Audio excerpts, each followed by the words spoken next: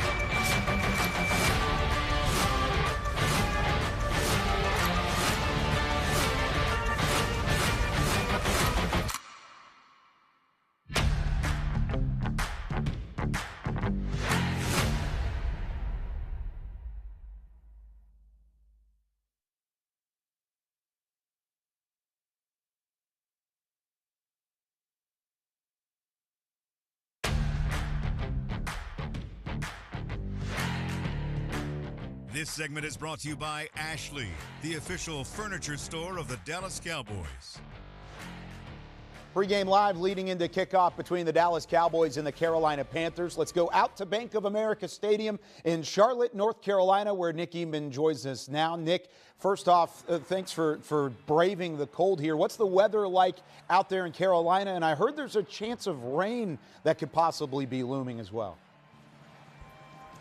Well, I think that chance is definitely something that's happening when there's, after kickoff. And so, me personally, I looked at it in the pregame. And so, after kickoff, I'll be up in the press box. No, but for the guys that really matter out here on the field, yeah, there's a chance that it could be a little bit of rain. I don't think it's cold enough to call it sleet, but we'll see. It is cold. It's I'm bundled up a little bit. I think these players, though, running around, they should be fine. We'll see what it's like when it gets a little bit colder. One thing to note when you get to weather like this, you don't want to have a lot of kickoff returns, obviously, but it's going to be a challenge to kick the ball out of the end zone like they normally do away from Turpin. We saw in Washington he was able to get some returns, the big one, obviously. So if that happens, I look for the return game to be a factor today. Good point on that side. We go back to the defensive side of the ball. DeMarvion Overshown injured last week. Trayvon Diggs now out for the season. How do you anticipate the Cowboys to fill those voids with the guys that are next man up mentality? Yeah, it's been next man up the whole time. It seems like from the start of the season, and the Cowboys, unfortunately, are used to this. So you'll see some Damone Clark at their linebacker. Marist Liufau, it's going to be a big day for him. We saw a little bit from him just after the injury to Overshone, and he stepped up against Cincinnati, had a sack and a half in there, and he talked about this week just really the opportunity that's in front of him. His confidence is sky high, so that's a good thing there. And then from the cornerback position, it's what they've done all year. I mean, Bland and Diggs only got the one game together. You'll see, the other corners in there. I think Keemon Hall up there also, Oruwariye as well. But it's like the Cowboys are running onto the field here. As you hear a lot of cheers. That's because there's a lot of Cowboy fans, obviously, here at Bank of America Stadium. No doubt, and they travel very well out there in Charlotte. Final question for you. No Cooper Beebe this week. He's out with a concussion. Do you anticipate the same rotation at the offensive line spots that we saw last week with Brock Hoffman and TJ Bass? Yes, and those guys, it's funny, they were kind of talking about it this week in the locker room that they always play together. They've been backups, but just about every single time that Hoffman's been in the game, he's had Beebe next to him. So it's just the way it's kind of worked out. It wasn't supposed to be that way last week, but that's how it ended. That's how it's going to start in this game. Hoffman at center, Beebe, those two guys, they're brawlers. In a game like this, Carolina's defense is feisty, and they're ready for the challenge. And I think these two guys are as well. Rico Dowdle looking to run the ball, knows exactly how many yards he needs for 1,000 yards. He's got that on his radar as well. But I think more than anything, run the football. This is that type of game.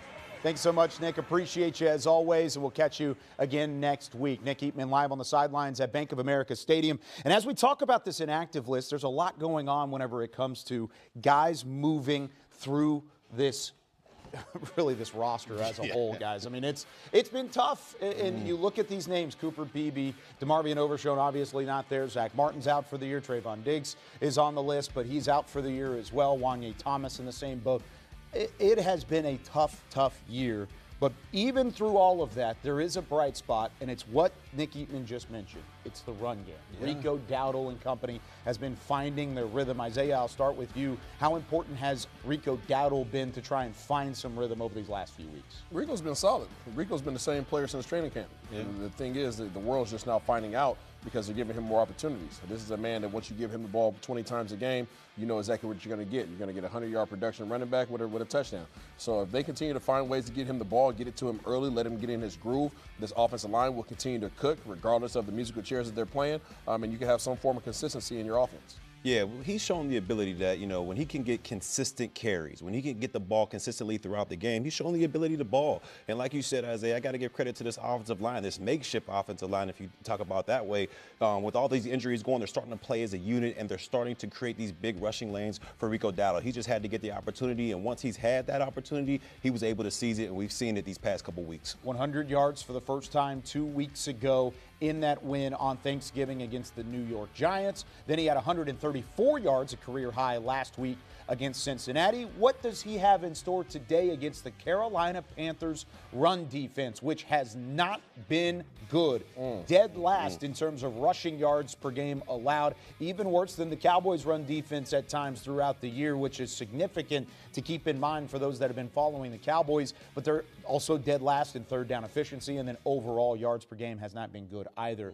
Do you anticipate something like that happening again, 100 yards on the table for a guy like Rico Dowdle? Yeah, without a doubt I do, because I believe that's where you get the best offense when you're talking about the Dallas Cowboys. They got to have some sort of balance. We understand that throwing the football 55 times or throwing the football all over the yard is not where you get the most from this offense and Cooper Rush. He works best when he can go off of play action, and to me, that's where this balanced attack needs to come from Rico Dowdle being able to run the football, keeping that Carolina Panthers defense kind of off kilter a little bit, and that'll allow Cooper to get the most out of Cooper Rush. So to me, you got to be balanced offensively, and that's led by Rico Dowdle coming out of the backfield. I think you can have a lot of success against these guys, regardless of what their stat line shows that they're at the bottom of the league.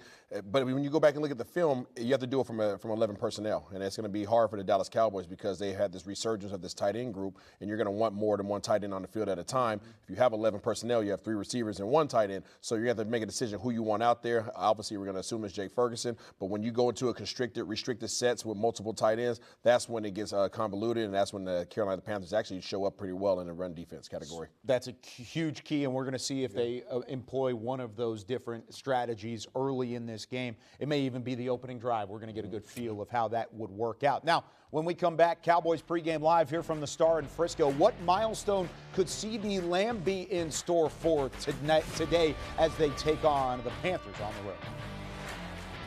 This segment was brought to you by Ashley, the official furniture store of the Dallas Cowboys.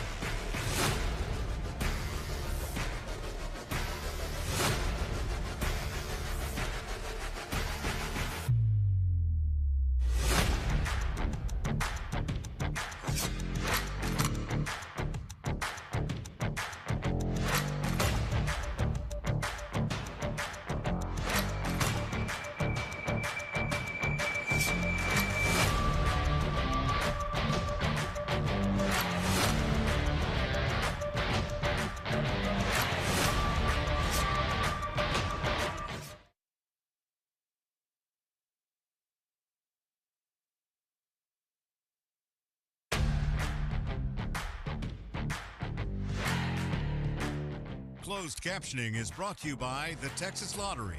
Cowboys scratch tickets from the Texas Lottery are here. Play today. Alongside Barry Church, Isaiah Stanback, I'm Kyle Yeomans from the Globe Life Studios at the Star, leading into kickoff, Carolina and Dallas. The Dallas Cowboys, of course, with the CD Lamb aspect of their offense, the factor that he's played throughout the year. He continues to play at a high level. He's within 27 yards now of 1,000 on the season. How do you get CD Lamb involved early in a game like this against a team that's not very good in run defense, but they've got a guy like J.C. Horn, who's a pretty good corner on the outside? Yeah, they do relatively well in terms of their one-on-one ability. However, they do not give these guys the ability to play one-on-one. These guys play a lot of zone defense, and they do it from 7 to 8 yards off. So in terms of getting CD Lamb the ball, this should be the easiest matchup that CD Lamb has had, simply because of the opportunities that are going to be afforded by him by space alone. Cooper Rush has to get on track early and often. This should be just like routes on air in pregame warmup. Yeah, when you got corners playing 8 yards off, this should be a case where you snap the ball to Cooper Rush. He throws the ball right to CD. I mean, it should be extremely fast. CD Lamb's an extremely smart quarterback. He knows how, or extremely smart wide receiver. He knows how to take advantages of zone defense out there. He's very quarterback friendly. So this should be a game, like Isaiah says, that, you know, CD Lamb should have a big-time influence on this game because he's going against zone, and he should be able to pick that apart pretty easily. One-word answer here, over under 10 receptions for CD today. Over. Over. Very much so over. Yes. It is fantasy football playoff week, so keep that in mind. You're going to be very happy to see Yes. There you go. Good to know. He's on my team, too. So now, are you going to be happy to have Bryce Young on your fantasy team today? Of course, he's been great the last 5 games. He's had those 7 touchdowns, just the 4 interceptions. He started 1-7 as the starter, but they're 2-3 in their last 5. He's been better. How do you get Bryce Young to slow things down? You got to make it hard for him in the pocket, and that's going to be a hard deal for the Dallas Cowboys because when you look at it last week against the Philadelphia Eagles, he was in the pocket. He was able to manipulate that pocket and get out of there and make some big-time plays to Adam Thielen out there on the outside. So for me, the key to slowing down a guy like Bryce Young is you got to make things hard for him. Get pressure in front of his face. Don't let him step up in the pocket and escape and make plays. He was able to do that big time last week. Yeah, add pressure in the pocket and also have some sticky defense at the secondary. You need to get up there in the hip pocket of these receivers. Don't allow for them to have free releases and restrict the passing lanes for Bryce Young. Make him be an accurate passer today. And keep that same mindset the Dallas defense has had the last few weeks. We'll talk more about that when Nicole Hutchison joins the show. When we come back on Cowboys Pregame Live, how can the Cowboys, despite those injuries, have that mindset with Osa Odighizuwa and company this week? To watch more Dallas Cowboys content on your connected TV, download the Cowboys Now app on Amazon Fire, Roku, and Apple TV.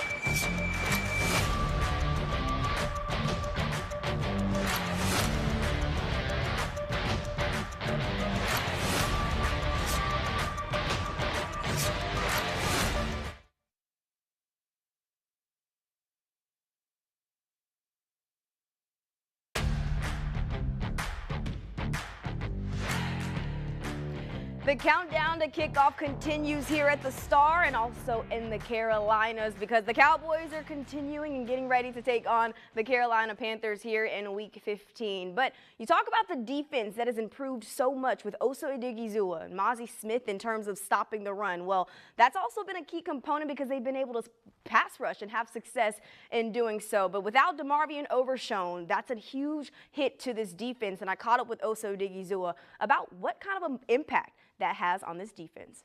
You know, we got to continue to play hard, especially for Demo now because, you know, that's exactly what he would do if he was out there on the field. He played his heart out, you know what I mean? So we got to go just as hard for him as he was for us when he was out there. Yeah, and you talk about also the production that he's brought to the team, and it's allowed Mike Zimmer to be a little bit creative as far as pass rush. How much of a challenge will it be now moving forward for you guys, for him to be creative, or does it not really make it a challenge at all?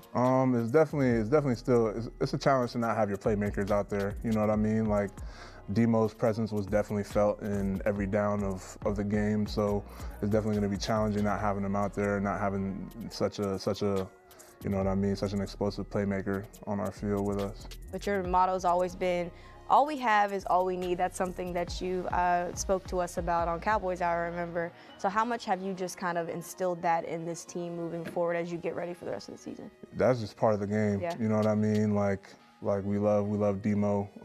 Definitely gonna miss having him out there, but you know, next man up. That's just what it is. That's the game of football. There's always injuries during the season, so you got to be ready for that, and when your number is called, you have to be ready to make plays as well. Next man up and next team up as well. You have the Carolina Panthers on Sunday. You talk about a team that on paper is 3-game losing streak, but they've been in some really close ball games, but you could say the same thing about the Cincinnati Bengals. What's something that you guys took from that game to kind of take into this matchup against the Panthers? Definitely can't make any critical errors or anything like that. I feel like we've been playing some solid football the past couple of weeks. It just came down to it at the end, and we weren't able to get it done this last game.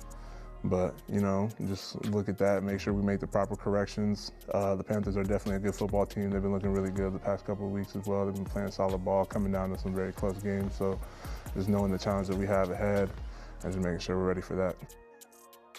Osa Odighizuwa has always been confident in the guys that are on the field, that will take place on the field and continue to perform on Sunday today against the Carolina Panthers. All right, the guys will be up next here to wrap up the show on Cowboys Pregame Live.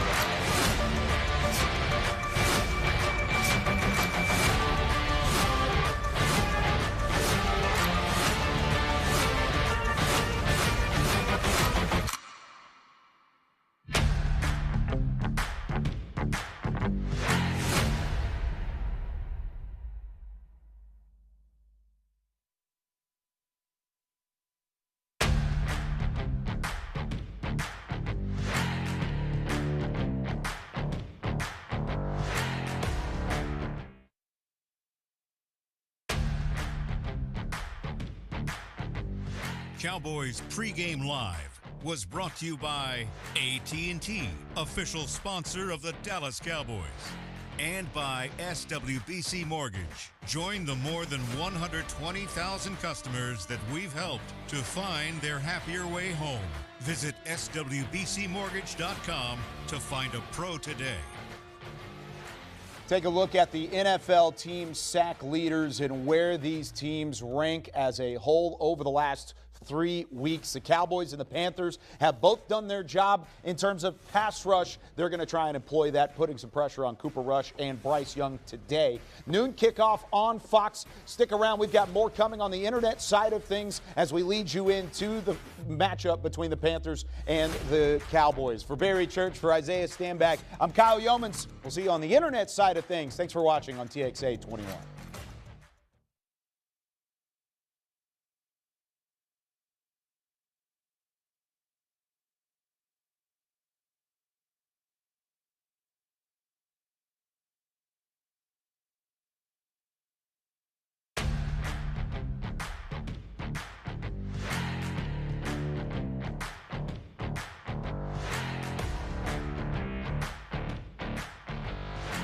This is what I love about live television. You've got Friday Night Stars, you got Osa Odighizuwa, you got Barry Church standing up thinking we're going to a different part of the set. But now we're all friends here hanging out on Cowboys Pregame Live, and we get to just talk football from this point forward. No more TV, no more commercial breaks. We've got you leading up to 11:45 Central Time and then kickoff between the Panthers and the Cowboys. Barry Church, Isaiah Stanback, I'm Kyle Yeomans. We were just talking about the defensive side of the football. Osa Odighizuwa, Nicole Hutchison with a great job on the package, talking about how they've reclaimed that defensive prowess, including the sack leaders overall. How important is it for the Cowboys to get pressure on Bryce Young today? It's of the utmost importance, Kyle, when you talk about this defense, making sure they can get after and make things hard for Bryce Young out there. I mean, we've seen the past couple weeks with him having time back there, he's able to dissect defenses. He has Adam Thielen working out the slot right there, who's a mismatch nightmare against most slot defenders. So Jordan Lewis is going to have his hands full against Adam Thielen.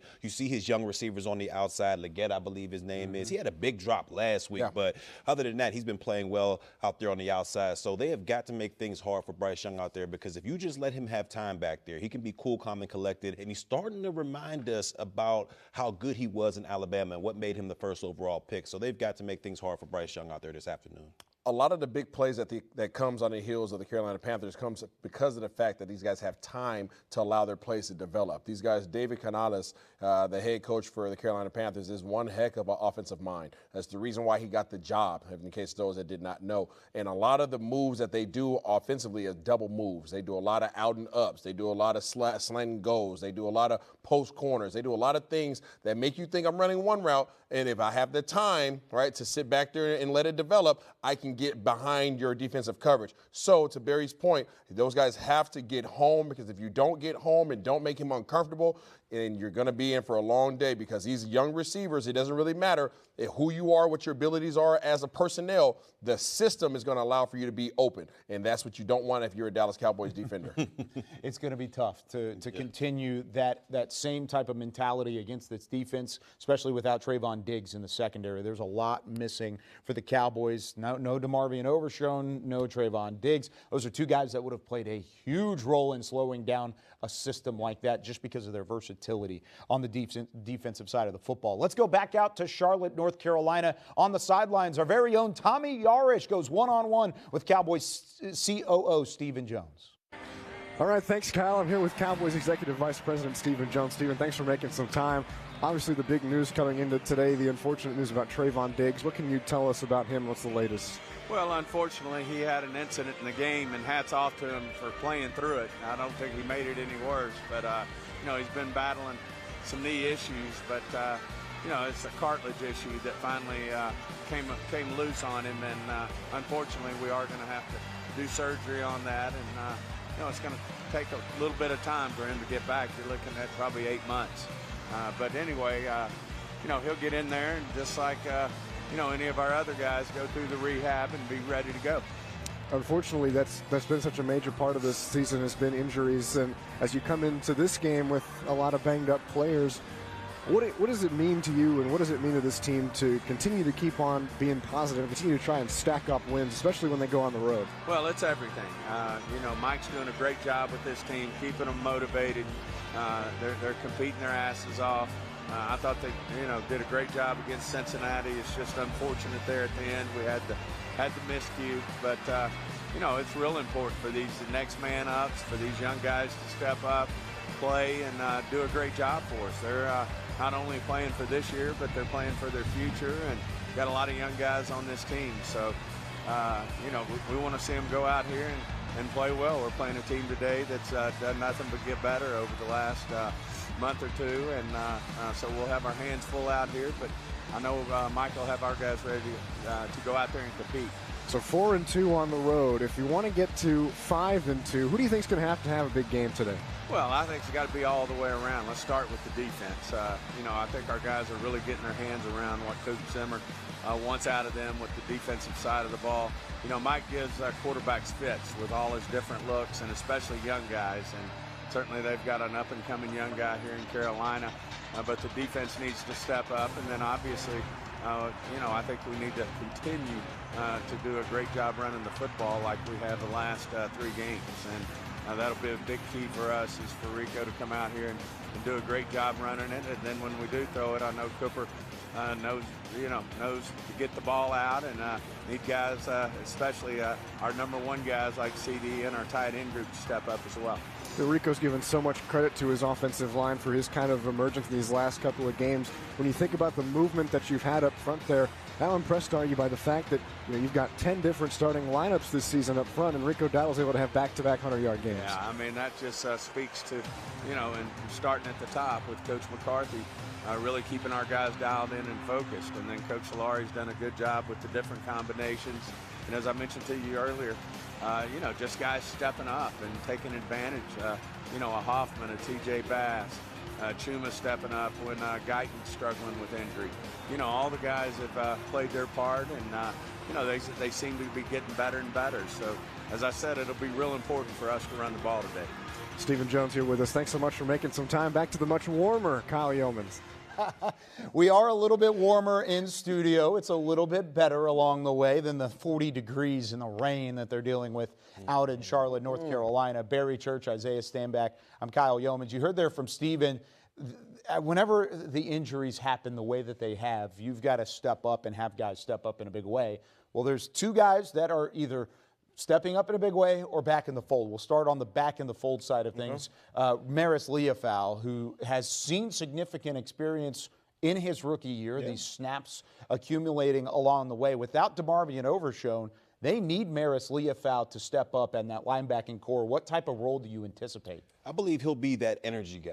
Like, you know how Overshown was the energy guy for this team? Any type of play he made, whether it was a PBU, whether it was a TFL, whatever the case may be, he got up energized. And that kind of was throughout the entire defense when he was able to bring that energy. I think Liufau can be that same kind of juice guy, that energy guy for this team. Whenever he makes plays, whenever he makes tackles, he gets up, brings all the energy, and it forces everyone around them to pick up their game. But that's what I'm looking forward to see from number 35, Liufau. Can you bring that energy to the defense that Overshown was able to bring? Yeah, you need to see versatility out of him. He's a smaller linebacker. That's the reality. So you start talking about that energy. You start talking about his quickness. He needs to be a change of pace linebacker. He's not a guy that's going to come downhill and take on a 330-pound offensive lineman, but he has to be able to get in those gaps. He has to be able to shoot the seams and get back there and grab an ankle, wrap somebody up, and get him down to the ground. Chuba Hubbard is going to be down there. He's a 1,000-yard running back. He's going to try to come downhill. He's going to try to enforce their will on you. So can you avoid the blocks by the offensive lineman, get around and make those splash plays, and then get up and be the energy bus for this defense? Well, that's what he anticipates as well. He's going to see a lot of that Hubbard attack,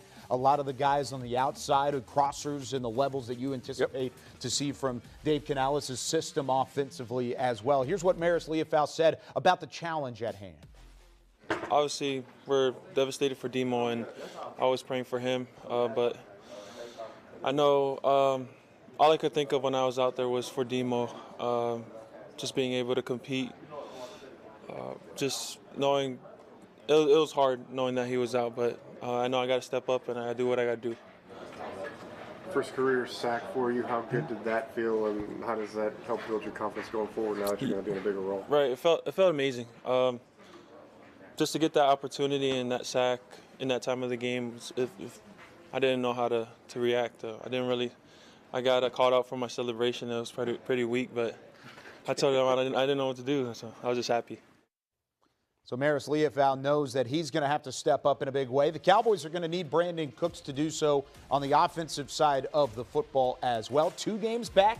He's had a touchdown in each. This is his 3rd game back. What do you anticipate from Brandon Cooks offensively? Well, first, I love how the Cowboys have been using him in the red zone these past couple weeks. He's been able to get touchdown grabs there, but I want to see him open it up a little bit. You love what they've been doing with Rico Dowdle as far as the run game is concerned. Let that play action eat and let Cooks go over there and open up the top of that defense. If you're able to protect Cooper Rush, they can get that balance going offensively. I think that Cooks will have the ability to take the top off of this defense with some play action looks. So I like to see what he can do in the infield part of the offense. I want to see some double moves. I want to see some double moves out of Brandon Cooks. Brandon Cooks is one of the best route runners this league has had in years.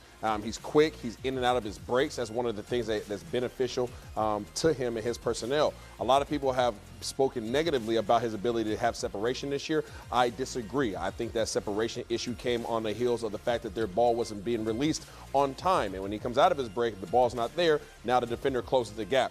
One thing that Brandon Cooks challenges you at as a defensive back is being able to get out of your break. So if you get out of your break and he makes his first move, what happens when he makes his second move? Now you're on your heels, and now he's behind you, and now Cooper Rush has an opportunity to get the ball to him in an accurate way so that he can get some what we like to call yak yardage. If that happens, and if Brandon Cooks takes full advantage of that, how much does that open up guys like CeeDee Lamb and Jake Ferguson, Luke Schoonmaker as the opposite pass catchers on the opposite side from Brandon Cooks? So it opens it up a lot. If he's able to get over the top of that defense, that spreads everything else out. And we all understand what the rest of these wide receivers, as far as CeeDee Lamb, Ferguson, can do. They're very quarterback friendly, so they understand the zones and defenses. And if you got a guy that's taking the top off, that leaves everything else underneath. That gives an opportunity for CeeDee Lamb to use some of that yak yardage. You get the ball in his hands fast, and he's able to take a slant 50 yards. That's kind of what this offense needs to get these explosive plays going, because you don't have an arm in Cooper Rush that can just stretch the entire defense. He's going to have these guys use their yak yardage, and you got a couple good receivers for the Dallas Cowboys that can do just that. Yeah, especially when these guys are playing what they like to call cover 4 or cover 6, right? A lot of times these guys play those 4 defenders and they're backed off in coverage, okay? Those guys are anywhere from 15 to 20 yards deep. What that leaves is 3 underneath coverage guys, okay? 3 linebackers typically that are covering 53.5 yards sideline to sideline.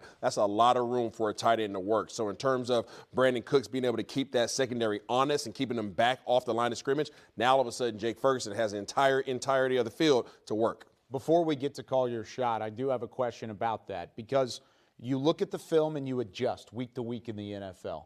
Teams are looking at Cooper Rush and saying he's not attacking teams and defenses downfield. True. Carolina, traditionally on film, has played 6, 7, 8 yards off the line of scrimmage. Because of that, now if you were to employ that same mentality and go into the game and do the same thing if Carolina has been doing recently against Cooper Rush, or do you anticipate them flipping that and actually coming up and pressing a bit this week? You know what? I anticipate them to stay with their cover 4, but there's a way, and Barry Church can speak on this, you can play a press cover 4. Okay. Yeah. Right? So, Barry, you could probably allude to that a little bit more. Yeah, when you have the press cover 4, your outside corners, everybody's considered having a fourth of the field. So when you got your outside corners there and you're pressing them at the line of scrimmage, that's going to throw off that timing between Cooper Rush and his wide receivers out there. But it also allows your safeties to play deeper because when you get that jam on the line of scrimmage, they don't have to worry about, oh, this guy's going to get a free release. He's going to be right up on my heels. You're going to have that corner out there to slow things down and let those safeties diagnose things so they can still play as high as they want to, even though you have a press cover 4 on the outside. Because when I'm looking at the film and we're going through it week in, week out, I just find it hard to believe, even though that's what Carolina has done week in and week out, that they're going to stick with it when the opposing team, Cooper Rush, they haven't attack downfield. Yeah, this is their opportunity to work up and to present a bit of a challenge closer to the line of scrimmage. It'll be interesting to see how they maneuver that and how they attack the Cowboys from the defensive side of the football. Let's see how we're going to attack our bold predictions. Now, it's been rough the last couple of weeks. Barry did get one right last week. He got one right. Bold predictions. We can only bet the amount of points that we have. Barry is back in the positive. He's got 1 point on the board. We're all still chasing Nate Newton, who's not here any longer. Hold on now. -1. That's where we're at right now. So why am I lower than you if we both got -1? Because you've got a bigger head than I do. And in doing so, you got to show a little bit of the forehead. Y'all just want to see the pearly whites. I understand. I feel you. It's all good. You would have said the same thing if you were on the bottom half of it. So that's how it goes. All right, Barry, since you do lead the way, we'll let you start things off. What's your bold prediction? Man, my bold prediction for this week in the National Football League, the Dallas Cowboys going in there. I'm going to be honest with you. I thought it was one thing, but I'm going to go back to my Rico Dowdle. Am I allowed to switch? No, you're not. It's on the graphic right there. I can't Deron switch it up. Bland has an interception is what you did put. See, I don't you got to stick with it. No, you got to stick with it. Bryce Young has been able to maneuver the pocket and not turn the football over. But you know what? I'm going to stick with it. I'm going to stick with it. I'm going to stick with it. Bland's going to go out there and get back to that old way of taking the football away from this Carolina offense. I predict 1 interception out there, at least 1 interception for Deron Bland out there. Hopefully he's able to take it back to the house, but I'm going to garner 1 point on that. Backpedaling. Listen up. I'm not gonna backpedal out of minds, okay? Yeah, I'm gonna say that Clowney won't be clowning around today. He is not. Him and his crew are not gonna get a sack on Cooper Rush and the Dallas Cowboys offense. I think this offensive line, them gritty offensive linemen, are gonna hold the fort. You're gonna grab them and hold them, okay, and allow Cooper Rush to get the ball out. No sacks allowed today for the Dallas Cowboys offense. Okay, no sacks allowed. Barry, I want you to say, what would have your bold prediction be if you were going to backpedal and switch? I went right back to Rico. I mean, I've been getting luck on that as far as him getting these 100-yard gains, but I'm going to stick to my defensive side of the football, and I'm going to stick with Bland. Well, guess what? My graphic says, and it's right there on the bottom of the screen, Rico Dowdle will have his third straight.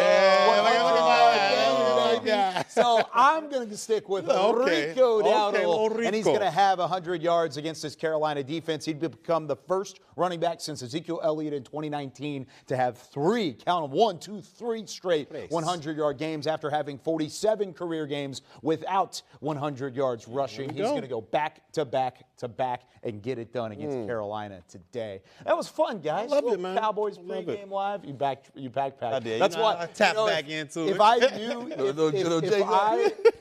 if I didn't have Rico Dowdle, I might have let you. Let it slide in there. But you stopped it. I was Boom. like, no. We're not doing the same thing. I got to catch up here. Make up some ground. For Barry Church, Isaiah Stanback, Nicole Hutcherson, Nick Eatman, Tommy Yarich, and our entire Dallas Cowboys crew, I'm Kyle Yeoman saying so long from Cowboys Pregame Live. We will be back after the game. Cowboys Game Night, Cowboys OT, and the first word presented by Dr. Pepper. Noon kickoff on Fox. Have fun, everybody. Joe Davis, Greg Olson on the call. Cowboys, Panthers. We'll see you next week on Cowboys Pregame Live.